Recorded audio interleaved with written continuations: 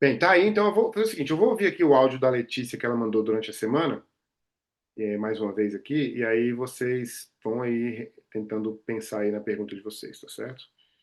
Já volto aqui já.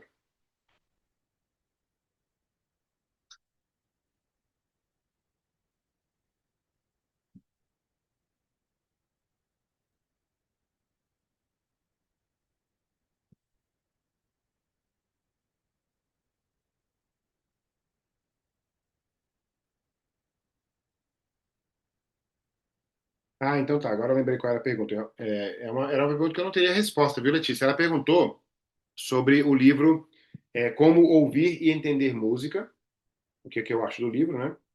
Eu não conhecia o livro e, assim, eu até ia depois pesquisar, consultar o livro para dar uma olhada, mas como eu não respondi a sua pergunta e também não voltei a ela posteriormente, então também não fiz a consulta do livro. Não sei, mas o único livro, os dois únicos livros que eu li sobre música, é uma vergonha, né, um professor clássico dizer que os dois únicos livros de música que ele leu são livros modernos, né? Mas os dois únicos livros que eu li de música são A Gift of Music.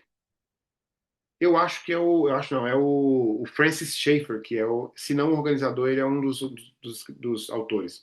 A Gift of Music, e esse aqui, ó, que eu não gostei muito, apesar do autor ser bom, é o do Otto Maria Carpo, que chama A História da Música, da Idade Média ao século XX. Não é ruim, não, mas a Gift of Music é melhor. Não sei se a Gift of Music tem.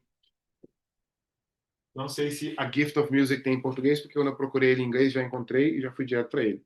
Então não poderia responder, Letícia, a sua pergunta sobre esse livro. Agora, eu acho o seguinte, para não ter que, para não dizer que eu não disse nada, eu acho que, assim, isso aqui é chocante que eu vou dizer, mas assim, eu acho que ninguém vai conseguir entender música sem um auxílio. E aí volta a ideia da imitação que precede a arte, né? Talvez, vamos colocar entre aspas aqui, a arte de entender, de ouvir e entender música, não pode ser feita sem o auxílio da imitação. Agora, eu vou dar uma experiência pessoal. Eu cheguei à educação cristã clássica em 2015. Eu não consegui dar aula em nenhuma escola cristã clássica até 2024, portanto, 9 anos depois, porque nunca tinha encontrado nenhuma que fosse possível dar aula. É, Dei curso de educação clássica, inclusive em faculdade, aqui na FTBB, aqui em Brasília, teve uma matéria chamada é, mu- é, é, educação cristã, aí depois eu mudei ela para educação cristã clássica e tal. Mas enfim, então, eu nunca tinha dado aula na escola clássica e tal. Quando eu entrei nessa escola clássica que eu dou aula hoje, eu tive algumas aulas sugeridas pelo próprio livro didático lá. Eu tive algumas aulas sobre música. Por exemplo, na semana, não sei se é na semana que vem ou na outra, daqui a 2 ou 3 semanas, a gente vai, a gente vai fazer, vou mostrar para vocês, quer ver? A gente vai fazer uma aula em que a gente, na verdade são duas aulas, é uma sequência. A gente vai fazer uma aula em que a gente faz isso aqui, quer ver? Vou mostrar para vocês aqui, rapidamente. Já vão preparando as perguntas aí que eu já vou passar a palavra para vocês.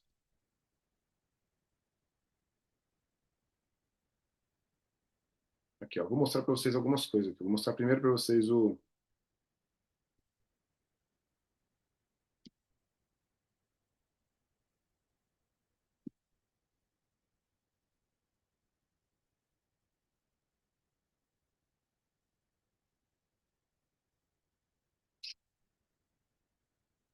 Aqui, ó.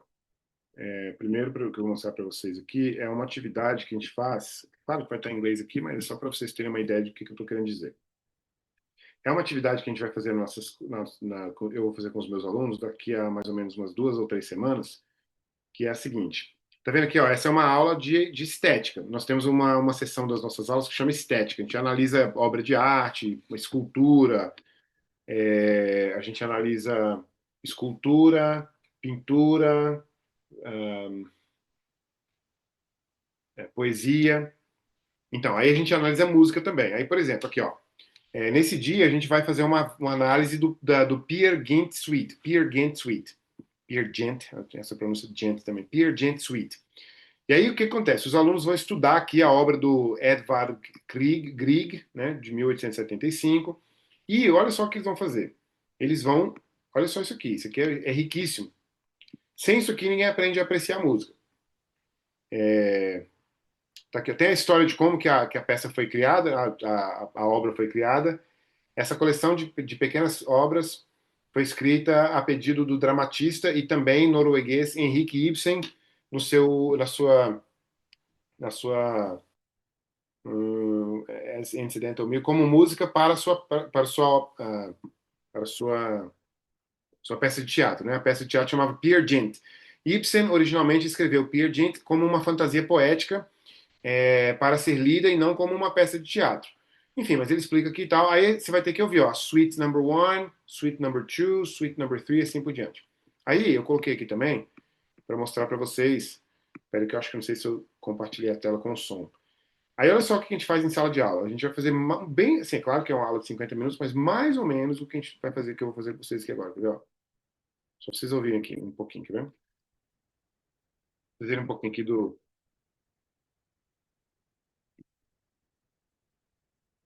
Aí os alunos vão ouvir isso aqui, ó. Eles têm que escolher uma das cinco, são cinco suítes, né? Cinco. Tem que achar o disco aqui, álbum.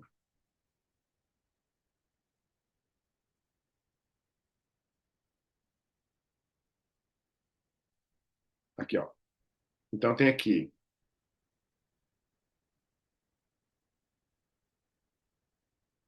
ó. Aqui tem mais, não sei porque tem mais, é porque tá completo aqui, né?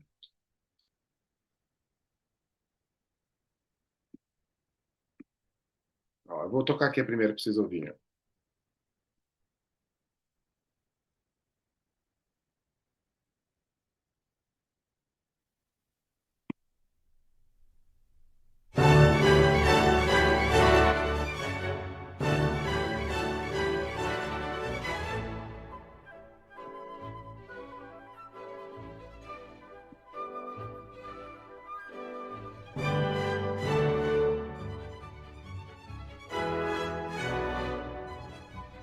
Deixa eu achar qual que é a mais famosa, com certeza vocês vão reconhecer, peraí.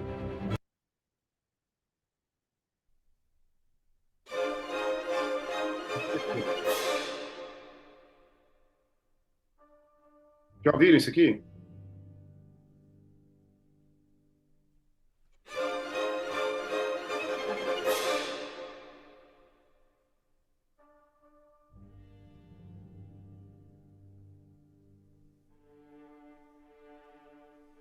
Essa é bem famosa, essa outra aqui também é, quer ver? Ó?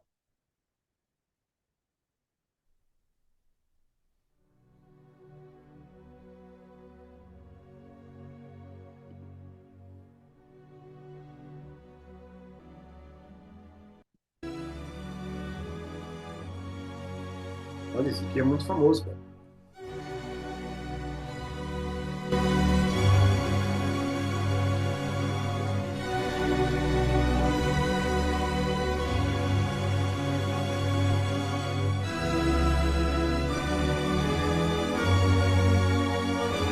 E a parte da morte da mãe dele e tal. Mas enfim, porque eu estou mostrando, estou só materializando para vocês, para vocês terem uma ideia do que eu quero dizer. O que eu quero dizer aqui é o seguinte: nessa próxima aula que a gente vai fazer, o que os alunos têm que fazer? Eles estão lendo, eles vão começar a ler. Eu vou compartilhar depois o programa da aula com vocês, eu vou até traduzir para vocês. Eles vão ler, a partir dessa semana que vem, eles vão ler essa obra aqui chamada Fantastes, do George MacDonald, certo? Que é uma obra de. Esqueci agora qual é o gênero. Como é que é o nome daquele gênero de conto de fadas? Literatura fantástica.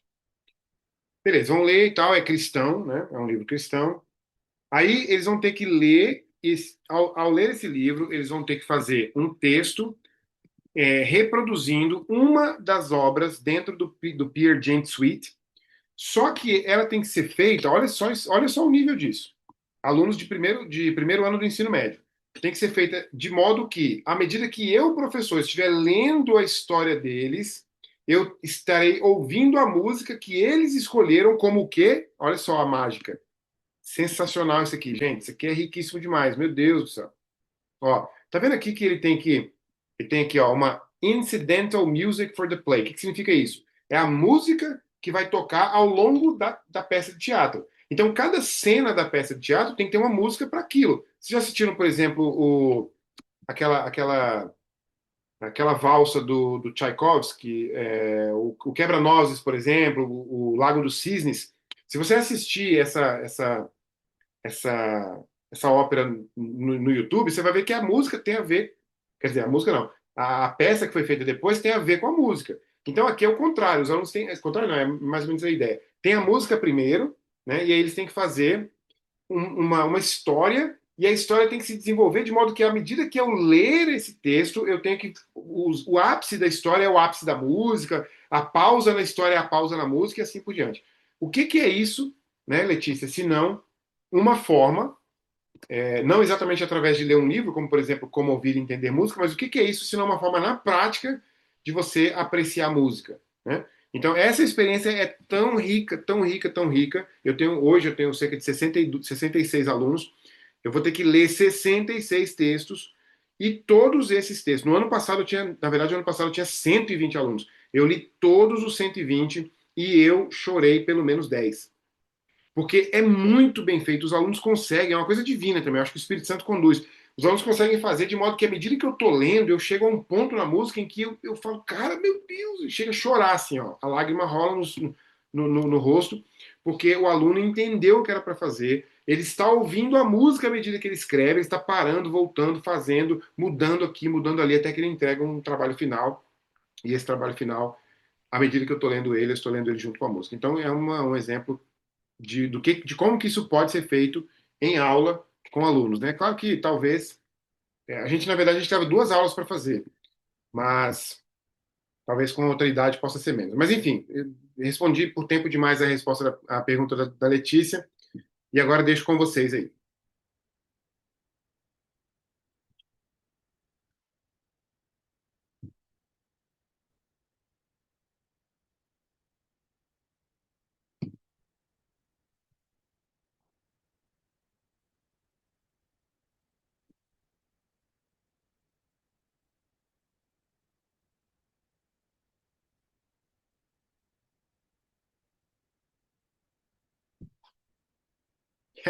O Bruno disse aqui wonderful, exatamente essa é a palavra, né? A Laila também disse aqui fantástico, né?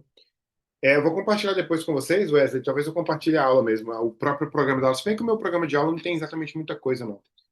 Mas pelo menos a ideia, para vocês terem uma ideia, né?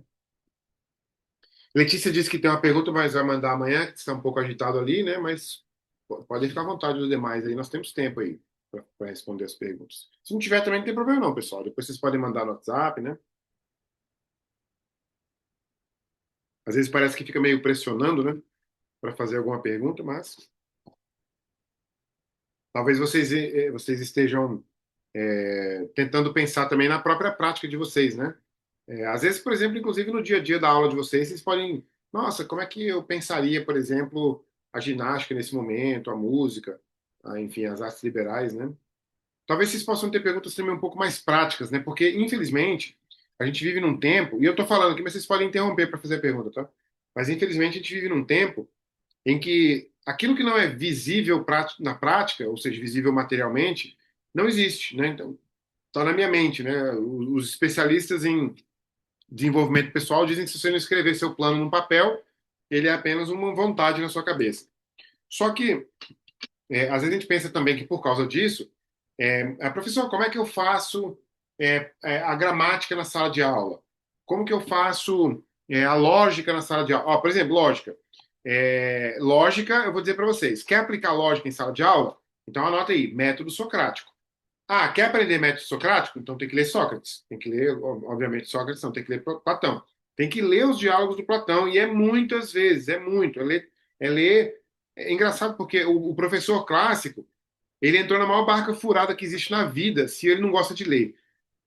Porque ele vai ter que ler sempre. Então você tem que sempre ler Platão. Você não vai deixar de ler Platão nunca mais na vida, né? Você vai se tornar um especialista no Platão porque você buscou foi outra coisa, você buscou método. Você vai entender um monte de coisa. É claro, a teoria lá das formas do Platão não tem nada a ver com as escrituras, você pode pegar uma coisa aqui e outra ali. a analogia lá da caverna, né? Não é analogia o nome, não, é outro nome que a gente usa, mas tudo isso ajuda, tudo isso ajuda a gente a compreender o mundo, né? O Platão explica o mundo através dessas analogias, dessas ideias. Mas o que você quer lá são os diálogos do Sócrates, né? Para quê? Para aplicar lógica na sala de aula. Quer ver? Você fala, por exemplo, em retórica. Retórica é toda vez que você está. O aluno fala uma frase. Outra coisa também, pessoal, uma coisa que ridícula, né? Assim, pelo amor de Deus, né? Como que você vai ser um professor de educação clássica se você não estudar retórica? Você quer ver um exemplo? Vou dar um exemplo para você aqui. Porque aí você vai conseguir identificar na fala do seu aluno. Você está ensinando, lembra? Você vai conseguir identificar na fala do seu aluno aquilo que ele está dizendo que não é eloquente, aquilo que não é belo, aquilo que não é, enfim, todos os critérios de retórica, né? Olha só, vai comigo lá todo mundo, se você tiver o livro na mão, na página 89, ó. Na página 89 tem uma nota, nós vamos ver só as notas aqui, ó. Nota 24. Para uma discussão completa sobre os cânones da retórica, leia Edward Corbett e Robert J. Connors, Classical Rhetoric for the Modern Student. Aí você fala, mas professor, não tem como eu ler esse negócio, eu não sei ler inglês? Se vira, dá um jeito. Usa chat GPT, alegoria da caverna, mito da caverna. Dá um jeito. Bota no chat GPT, traduz um capítulo, lê, traduz um outro, lê também. Procura o livro em português, talvez tenha, nem sei. É, por exemplo, na página 90, nota 25, nota 25. Uma boa referência aqui é George Kennedy, Classical Rhetoric and its Christian and Secular Tradition from Ancient to Modern Times. Pelo amor de Deus. Retórica clássica e sua tradição cristã e secular da ansiedade, desculpa, da antiguidade até os tempos modernos. Tem que entender retórica, tem que saber o que é retórica para você não apenas ensinar o aluno a falar eloquentemente, a falar de modo convincente, a falar apenas aquilo que edifica, como a Bíblia ensina, mas também você tem que ler para identificar quando ele está falando errado, né? Tem muita coisa que a gente vê as pessoas fazendo errado. Eu, por exemplo, estou um pouco mais treinado por causa das leituras. Tem muita coisa que eu vejo as pessoas fazendo errado que eu penso, meu Deus, não é possível. A pessoa não falou isso, não tem lógica, né? Na parte de lógica, por exemplo. Ontem eu estava na faculdade, lá no mestrado, eu fiz um comentário, aí na hora que eu acabei o comentário, um colega fez um outro. Olha o que eu fiz. Como eu estava num ambiente em que eu não tenho nenhuma amarra, né? Não preciso ficar alisando ninguém, eu falei, deixa eu te falar, meu amigo, eu não falei sobre isso, não. Eu falei sobre tal, tal e tal. Aí ele pegou e falou assim, não, mas o que eu quis dizer foi tal, tal, tal. Eu falei, cara, deixa eu te falar, não é disso que eu estou falando. Presta atenção no que eu estou falando. Olha para mim. Eu tô falando. Desse jeito, o Terry Hill lá e brincou. Eu falei, não é disso que eu estou falando. Isso é um problema na mente desse aluno de lógica. Ele não consegue organizar o pensamento nem para entender o que eu estou falando. O Jordan Peterson, não sei se vocês já ouviram falar dele. Jordan Peterson tem uma frase que essa frase me fez parar por mais de um mês.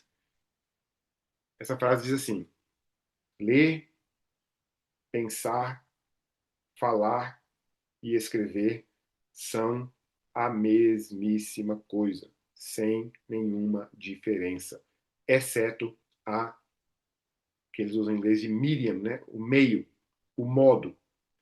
Ler, falar, escrever, pensar são literalmente a mesma coisa. Eu fui contratar um profissional uma vez e iniciei uma conversa com ele pelo WhatsApp. Expliquei o meu caso, ele ofereceu o produto e, ao longo da conversa, no WhatsApp, eu cheguei a um ponto que eu falei assim, meu amigo, muito obrigado, eu vou procurar outras pessoas, porque eu tenho que procurar mesmo, e qualquer coisa eu te procuro. Mas eu nunca mais procurei. Por que não? Porque pelo jeito que ele escrevia, a mente dele estava completamente bagunçada e confusa. Por quê? Porque a fala dele estava completamente bagunçada e confusa. Outra coisa importante sobre linguagem. Se você não souber língua portuguesa, quer ver uma coisa? Vou dar um exemplo aqui. Quantos de vocês leram, por exemplo, Machado de Assis? Então, quem não leu Machado de Assis tem que começar a ler Machado de Assis a vida inteira. Tem que ler literatura brasileira da época, por exemplo, do século XX, desculpa, do século XIX, porque tem que ler, na verdade, língua portuguesa do século XIX, do século XVIII, porque você vai aprender a ler português direito, para falar português direito. Não, Letícia, mas você não vale, Letícia, você leu tudo que eu falo. Porque aí, a outra coisa, aí sim, aí você volta lá agora no Machado de Assis e você agora vai ter uma leitura diferente dele. Você já não está mais lendo ele para, né, como uma aproximação. Como que você será um bom professor se sua mente está toda confusa e se você se comunica de forma confusa? Aliás, como é que você vai se comunicar de forma confusa, de forma não confusa, se a sua mente está confusa?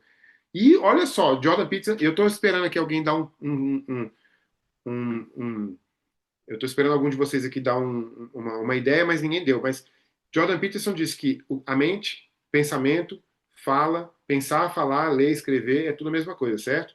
Jesus também disse isso. Como? Agora eu vou tomar uma água e vou esperar vocês. Jesus também disse isso. Como é que Jesus disse a mesma coisa que o Jordan Peterson disse? Só que eu acho que Jesus disse de forma mais poética, né? Quem lembra o que Jesus disse sobre isso? É um versículo muito legal, todo mundo sabe de cor. Jesus diz assim: a boca fala daquilo que está cheio o coração. Então, eloquência, lógica, linguagem correta, pensamento ordenado, ouvir, compreender e falar apenas sobre o que foi dito, acrescentar apenas o que edifica, tudo isso é artes liberais. Aí você fala assim: qual é a matéria que eu ensino isso? Meu amigo, você ensina isso no Bom Dia. Né? Você ensina isso no Bom Dia. Eu acho que eu falei demais, parece que vocês não têm muita pergunta, então eu não vou ficar tomando aí o tempo de vocês, não, porque o tempo é precioso para todos nós, né? Vou fazer então amanhã o vídeo da segunda metade e vou fazer o vídeo da segunda metade. Ah, você quer ver uma outra coisa? Gíria. Gíria. Escolha bem o público com quem você vai falar gíria. Às vezes eu brinco com os meus filhos aqui. Os meus filhos são adolescentes, então eles falam gíria, né? Então aí um vem com um tal de, mano, o que que é isso? Eu falo, mano, o que que é isso? O que, mano? Aí você vai usar gíria com o aluno? Não vai, né? Eu dava aula antigamente e eu me aproximava mais do aluno do que ele de mim. E gíria não, dialeto sim. Então o dialeto tá autorizado. Se bem que o dialeto está autorizado, mas isso aqui é importante, tá? O dialeto está autorizado. Mas o professor clássico de qualquer matéria, ele domina a língua portuguesa de modo que ele não depende do dialeto. Isso daqui é mágico. Ele não depende do dialeto. Gente, vamos fazer o seguinte, vou dar a última frase, prometo que é a última. Parece até que vocês me pagaram R$ 1 milhão para ficar aqui roubando o tempo de vocês a noite toda, mas última frase. Se vocês querem ser felizes, muda para o século XVIII. Mudou para o século XVIII, você perdeu gíria, você não tem mais gíria, você não tem mais dialeto, obviamente você vai ter, né? Regionalismo você vai ter, claro. Outra coisa também é aprender latim, né, gente? Falar nisso, porque afinal de contas vai pensar bem na língua portuguesa se não aprender latim? É um pouco complicado, né? Porque quem quer fazer latim comigo? Eu vou começar. Hoje nós estamos em abril. Eu vou começar a semana do dia. Esqueci agora qual dia que é, mas está marcado para começar. Século XVIII, eloquência, erudição, exatamente isso. Palavras que a modernidade chamou de paternalistas, né, essas palavras aí. Vamos estudar latim junto, vai ser bom demais. Latim é fundamental. Vamos lá, boa noite para vocês. Fiquem à vontade para mandar perguntas lá no WhatsApp e a gente vai seguindo assim como a gente está indo, tá certo? Quando eu subir esse vídeo aqui mais tarde, eu vou subir também a atualização do texto que eu estou usando de apoio lá para vocês, que é o link que fica lá no vídeo, tá bem? Um abraço para vocês, uma boa noite e até quinta-feira. Quem vai pegar o vídeo de amanhã, até amanhã, em algum momento do dia aí. Um abraço e até mais. Boa noite, professor. Muito obrigada pela aula. Bom Boa noite, descanso. Lara. Obrigado a você, gente. Boa noite. Boa noite, professor. Obrigado. Valeu, boa noite, Wesley.